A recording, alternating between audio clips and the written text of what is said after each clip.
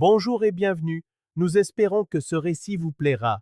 N'hésitez pas à vous abonner et à activer les notifications pour ne rien manquer. Ce mardi-là, Benjamin Clark s'éveilla comme il l'avait fait chaque jour au cours des 15 dernières années. À ses côtés, Rachel dormait paisiblement, sa chevelure ébène répandue sur l'oreiller. Il la contempla un instant, un rituel matinal empreint de gratitude. Quelle chance d'avoir une famille si complète. Ensemble, ils avaient bâti une existence solide. Benjamin était consultant financier, Rachel, architecte. Deux filles magnifiques.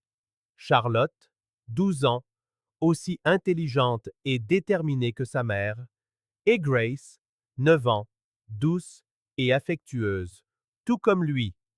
Une maison confortable en banlieue, 2 vacances en famille par an, les dîners du dimanche chez les beaux-parents. La semaine précédente encore, ils célébraient une nouvelle année scolaire de Charlotte. Rachel avait tout organisé à la perfection, comme toujours. Décorations, gâteaux, cadeaux pour les amis. Benjamin se souvint de son sourire lorsque Charlotte avait remercié ses parents d'être les meilleurs du monde. On forme vraiment une équipe incroyable, lui avait murmuré Rachel ce soir-là, alors qu'il nettoyait la cuisine après la fête. Rachel s'éveilla et lui sourit. Bonjour, mon amour. Bonjour. Bien dormi? Je dors toujours bien à tes côtés, répondit-elle en déposant un baiser léger sur ses lèvres. C'était vrai. Leur intimité était intacte. Ils se parlaient de tout, riaient encore ensemble des facéties de leur fille. Benjamin se considérait comme un homme chanceux. Après 15 ans de mariage, il était toujours amoureux de sa femme. Au petit déjeuner, Rachel lui parla de son nouveau projet au bureau, un centre commercial qu'elle concevait, le plus grand de sa carrière. Benjamin l'écouta attentivement, comme à son habitude, lui offrant suggestions et encouragements. Tu vas y arriver, comme toujours, dit-il en lui prenant la main par-dessus la table. Charlotte et Grace descendirent, remplissant la cuisine de leur bavardage sur l'école et les amis. Rachel aida Grace avec un devoir oublié, tandis que Benjamin vérifiait le sac à dos de Charlotte. C'était un matin normal pour une famille normale. Comme chaque jour, Benjamin embrassa Rachel sur le pas de la porte avant de partir travailler. Je t'aime, dit-elle, comme chaque jour. Moi aussi, je t'aime, répondit-il, comme chaque jour. Mais tout bascula lorsqu'il revint à la maison en milieu de matinée pour récupérer des documents oubliés. Rachel était au bureau, en train de classer des papiers, lorsque son téléphone vibra sur le bureau. Partie chercher un café à la cuisine, elle l'avait laissé derrière elle. L'écran s'illumina, affichant un message qui fit s'effondrer le monde de Benjamin. Hâte de te voir ce soir, mon amour. Dis. Les mains tremblantes, Benjamin saisit le téléphone. Il relut le message 3 fois, espérant une erreur de lecture. Mais les mots restaient les mêmes. Mon amour. Sa première pensée fut que c'était une erreur, un message envoyé au mauvais numéro, mais le nom de Rachel figurait bien en haut de la conversation. Son cœur martelait sa poitrine. 15 ans de mariage, 2 filles, toute une vie construite ensemble, et ce message qui suggérait que sa femme avait un autre homme. Il ouvrit la conversation et vit des dizaines de messages échangés entre Rachel et ce D. Des messages intimes, pleins de désirs et de plans secrets. Tu me manques. J'ai hâte d'être dans tes bras. Je t'aime. Une nausée submergea Benjamin. Ses mains tremblaient en lisant les messages. Il y était question de rendez-vous à l'hôtel, de mensonges que Rachel inventait pour sortir de la maison, de l'amour qu'il se portait. La femme qu'il avait embrassée 2 heures plus tôt en lui disant « Je t'aime » échangeait des mots d'amour avec un autre homme depuis des mois. Quand Rachel revint avec 2 tasses de café, Benjamin était assis à sa place, le téléphone à la main. J'avais oublié mon portable, dit-elle joyeusement en lui tendant une des tasses. Tu tombes bien. Je voulais te montrer quelques croquis du nouveau projet. Elle s'interrompit en voyant son expression et le téléphone dans ses mains. Le visage de Rachel perdit toute couleur. La tasse de café lui glissa des doigts et se brisa sur le sol, répandant le liquide brûlant sur le carrelage. Benjamin, je peux tout expliquer. Expliquer? Sa voix sortit, méconnaissable, comme venue de loin. Expliquer ces messages d'amour à un autre homme. Expliquer pourquoi tu comptais retrouver ton amant ce soir. Rachel se mit à trembler. Ce n'est pas ce que tu crois. Non? Benjamin se leva brusquement. Alors explique-moi ce que c'est. Explique-moi qui est ce dé, qui t'appelle mon amour et à qui tu dis que tu l'aimes. Rachel ouvrit et ferma la bouche plusieurs fois, incapable de former une phrase. 15 ans, Rachel. 15 ans de mariage, 2 filles, une famille. Et tu me trompes. Benjamin, s'il te plaît, laisse-moi t'expliquer. Expliquer quoi? Que tu mènes une double vie? Que tu me mens chaque jour? Que lorsque tu m'embrasses le matin en me disant que tu m'aimes, ce ne sont que des mots vides? Rachel se mit à pleurer. Je t'aime vraiment, Benjamin. J'aime notre famille. Mensonge! Cria-t-il, pour la première fois en 15 ans de vie commune. On ne trahit pas quelqu'un qu'on aime. On ne ment pas à quelqu'un qu'on aime. On ne planifie pas de rendez-vous secret quand on aime sa famille. Je suis tombée amoureuse, murmura-t-elle à travers ses larmes. Tu es tombée amoureuse. Benjamin répéta ces mots comme s'ils étaient un poison. Et nous? Et Charlotte et Grace? La famille que nous avons construite ensemble, ça ne comptait pour rien? Ça compte plus que tout. C'est pour ça que j'ai essayé de le cacher, pour ne pas détruire notre famille, pour ne pas... Benjamin laissa échapper un rire amer. Rachel, tu l'as déjà détruite. À l'instant même où tu as décidé d'avoir une liaison avec un autre homme, tu as détruit notre famille. Rachel tenta de s'approcher, mais Benjamin recula. Depuis combien de temps, Rachel? Depuis combien de temps est-ce que tu me trompes? 6 mois, avoua-t-elle à voix basse. 6 mois. Benjamin sentit comme un coup de poing à l'estomac.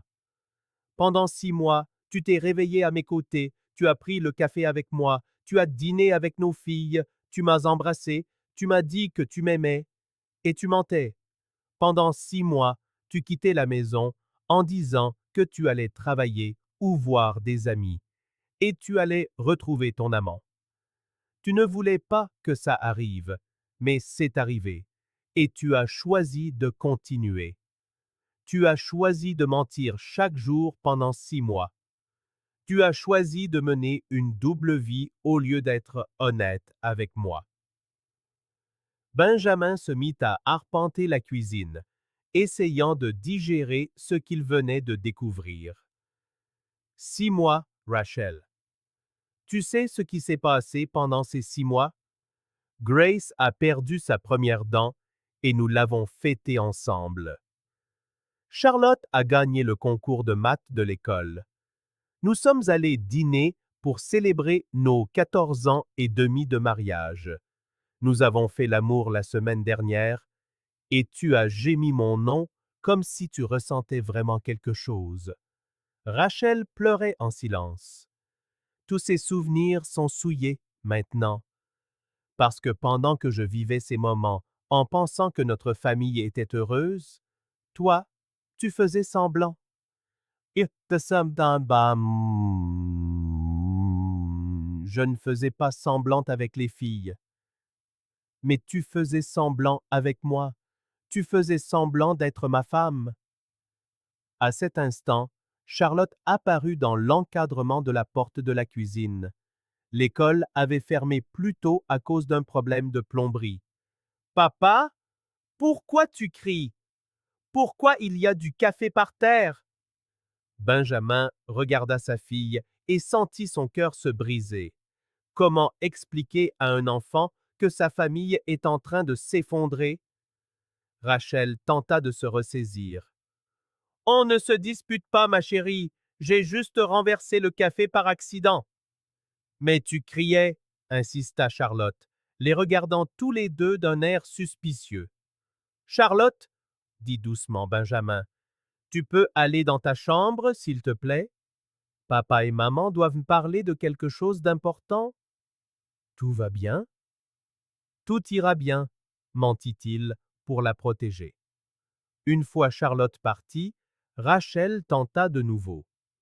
Benjamin, on peut surmonter ça. Je vais rompre avec Derek aujourd'hui. On peut suivre une thérapie. Recommencer à zéro. Derek? Benjamin sentit un autre coup de poignard.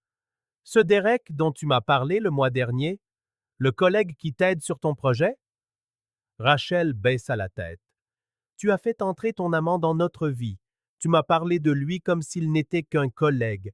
Tu m'as fait le saluer quand on l'a croisé au restaurant la semaine dernière. Benjamin, ce n'était qu'une aventure. Ça ne signifie rien comparé à ce que nous avons. Une aventure de 6 mois? 6 mois de mensonges, de rendez-vous secrets, de je t'aime à un autre homme. Ce n'est pas une aventure, Rachel, c'est un choix. Tu l'as choisi, lui, plutôt que moi, chaque jour pendant 6 mois. Je t'ai choisi, toi. C'est pour ça que je l'ai caché. Tu n'as rien choisi du tout. Tu voulais les deux. Tu voulais la stabilité de la famille et l'excitation de l'aventure. Mais ça ne marche pas comme ça. Benjamin monta dans leur chambre et commença à sortir les vêtements de Rachel du placard. Qu'est-ce que tu fais? Le suivit-elle, désespérée. Je fais tes valises. Benjamin, arrête. Parlons. Il n'y a plus rien à dire, Rachel. Tu as fait ton choix. Maintenant, c'est moi qui fais le mien. Quel choix? Je te choisis, toi. Je choisis notre famille. 6 mois trop tard. Benjamin continua de jeter des vêtements dans une valise. Tu as 1 heure pour finir tes affaires et quitter cette maison. Tu ne peux pas me mettre dehors de ma propre maison. Si, je peux. Cette maison appartient à notre famille, et tu as cessé d'en faire partie quand tu as commencé à lui mentir. Rachel paniqua. Et les filles? Ce sont mes filles, et elles le resteront. Tu pourras les voir quand tu voudras, mais elles vivront avec moi. Benjamin, je t'en supplie. Tu sais ce qui me fait le plus mal, Rachel. Ce n'est même pas la trahison en elle-même. C'est de savoir que tu as été capable de me mentir droit dans les yeux pendant 6 mois.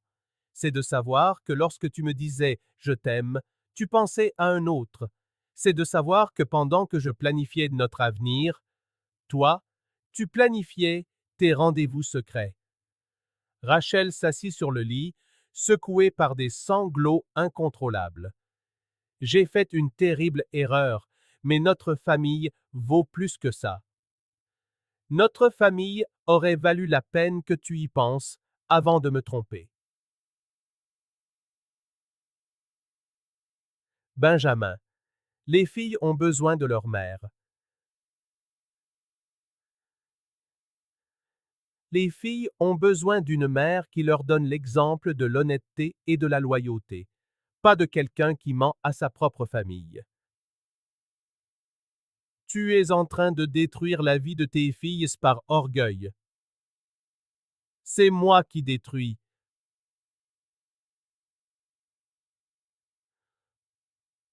Benjamin se tourna vers elle, les yeux pleins de colère. J'ai découvert ta liaison il y a 1 heure.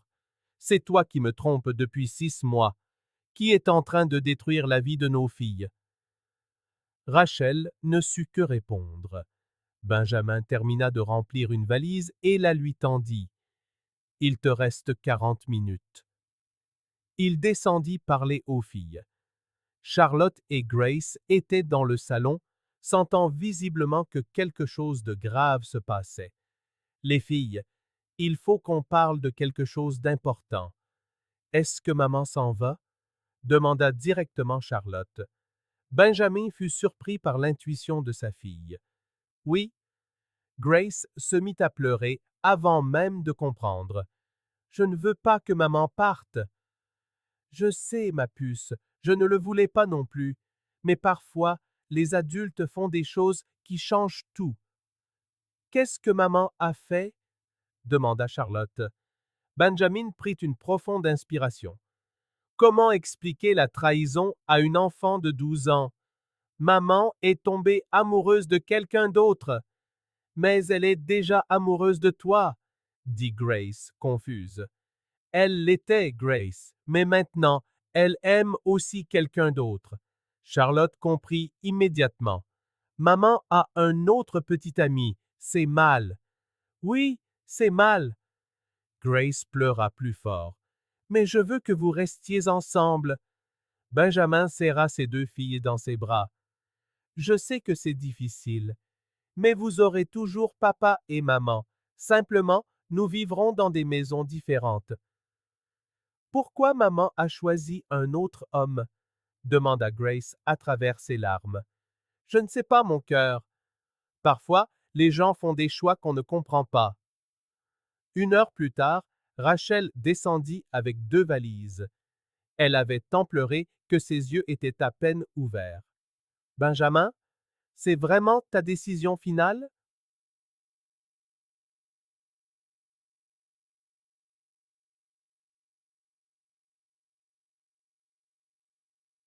Rachel s'agenouilla devant les filles. Maman vous aime plus que tout. Ça ne changera jamais. Alors pourquoi tu pars? Demanda Grace. Parce que maman a fait quelque chose de très mal qui a blessé papa.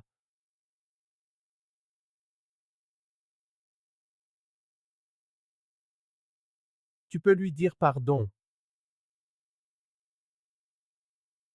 suggéra Grace avec l'innocence de ses 9 ans. Je l'ai fait, ma chérie. Mais il y a des choses que le mot pardon ne peut pas réparer.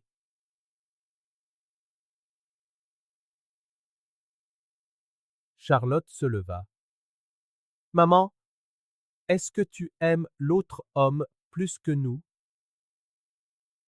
Non, je vous aime plus que tout au monde. Alors pourquoi tu l'as choisi? Rachel ne sut que répondre. Elle embrassa ses 2 filles et se dirigea vers la porte. Je pourrais les prendre le week-end? Oui, répondit Benjamin. Rachel quitta la maison, tirant ses valises, sans un regard en arrière. Cette nuit-là, pour la première fois en 15 ans, Benjamin dormit seul dans le lit conjugal. Charlotte vint 2 fois dans sa chambre pour lui demander s'il allait bien. Grace fit des cauchemars et se réveilla en pleurant, appelant sa mère. Les jours qui suivirent furent les plus durs de la vie de Benjamin. Il dut apprendre à être à la fois père et mère, à s'occuper de la maison, de son travail et des besoins émotionnels de ses filles. Rachel appelait tous les jours, mais leurs conversations étaient tendues et brèves. Elle avait rompu avec Derek, disait-elle, et voulait rentrer à la maison. Ce n'est pas si simple, Rachel, répondait invariablement Benjamin. Mais j'ai mis fin à tout ça. Je ne vois plus personne. Et est-ce que ça efface 6 mois de mensonges? Est-ce que ça me redonne confiance en toi? À cette question, Rachel n'avait jamais de réponse. 2 semaines plus tard, Rachel vint chercher les filles pour leur premier week-end dans son nouvel appartement, un petit logement qu'elle avait loué en ville. « Comment vas-tu » demanda-t-elle sur le seuil. « J'apprends à vivre une vie que je n'ai pas choisie » répondit sincèrement Benjamin. « Benjamin, j'ai rompu avec Derek. Il n'y a plus personne d'autre. On ne peut pas essayer de recommencer ?» Rachel, comment pourrais-je te faire confiance? Comment saurais-je qu'il n'y aura pas un autre Derek? Comment croire un seul mot de ce que tu dis? Elle ne put répondre. Les mois suivants installèrent une nouvelle routine. Benjamin demanda le divorce et obtint la garde des filles. Rachel ne contesta pas, sachant qu'il lui serait difficile de justifier sa liaison devant un tribunal. Charlotte s'adapta relativement bien, faisant preuve d'une maturité impressionnante. Elle aidait son père avec Grace et ne se plaignit jamais de la nouvelle organisation. Grace mit plus de temps à accepter que ses parents ne se remettraient jamais ensemble. Pendant des mois, elle demanda quand sa mère reviendrait à la maison. Parfois, les gens font des choix qu'on ne peut pas annuler, Grace, lui expliquait patiemment Benjamin. Et quand ça arrive, il faut apprendre à vivre avec les conséquences. Mais tu ne vas pas pardonner à maman?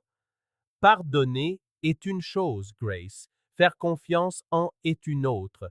Je peux pardonner à ta mère, mais je ne peux plus lui faire confiance. Et sans confiance, il ne peut pas y avoir de mariage. Rachel tenta plusieurs fois de le convaincre de reconsidérer sa décision, mais il refusa toujours. 6 mois de mensonges avaient anéanti 15 ans de confiance. 1 an après la découverte, Rachel fréquentait un autre homme. Benjamin l'apprit par Charlotte, qui mentionna nonchalamment l'ami de sa mère. Il comprit alors qu'il avait pris la bonne décision. Rachel n'avait pas trompé par malheur dans son couple. Elle avait trompé parce que c'était sa nature, une personne capable d'entretenir des relations parallèles, de mentir aux personnes les plus importantes de sa vie. 2 ans plus tard, Benjamin reconstruisait sa vie. Les filles s'étaient adaptées. Charlotte, désormais âgée de 14 ans, comprenait parfaitement les raisons du divorce.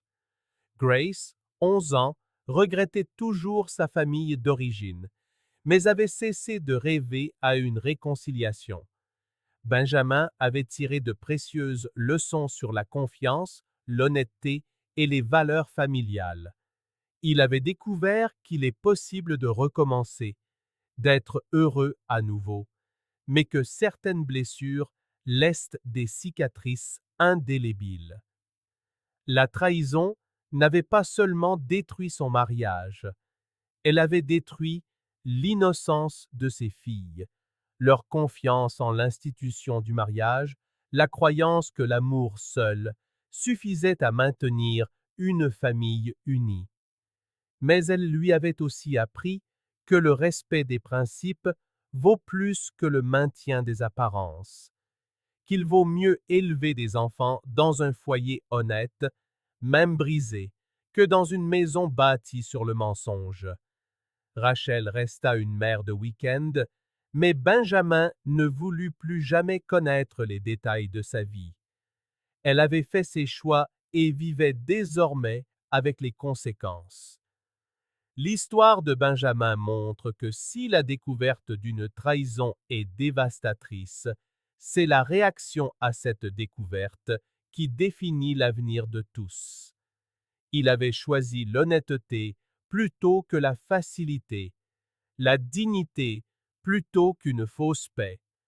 Certains peuvent pardonner et reconstruire, mais Benjamin avait appris que pour lui, la confiance n'était pas négociable. Une fois brisée sur une si longue période, elle ne pouvait être réparée. Son histoire lui a enseigné que l'amour ne suffit parfois pas, que le respect mutuel, l'honnêteté et la loyauté sont nécessaires, et que lorsque ces piliers s'effondrent, Le seul choix digne est parfois de repartir à zéro, même si c'est douloureux. Au final, Benjamin ne regretta pas sa décision. Il avait protégé sa dignité et appris à ses filles que les actes malhonnêtes ont des conséquences. Il leur avait montré qu'il y a des limites à ne pas franchir sans en payer le prix. La vie continuait, différente de ce qui avait été prévu, mais fondée sur la vérité. Et cela, découvrit Benjamin, valait plus que n'importe quelle illusion de bonheur construite sur des mensonges. Merci de nous avoir écoutés. Si cette histoire vous a plu, n'oubliez pas de vous abonner et d'activer les notifications pour ne rien manquer. À très bientôt.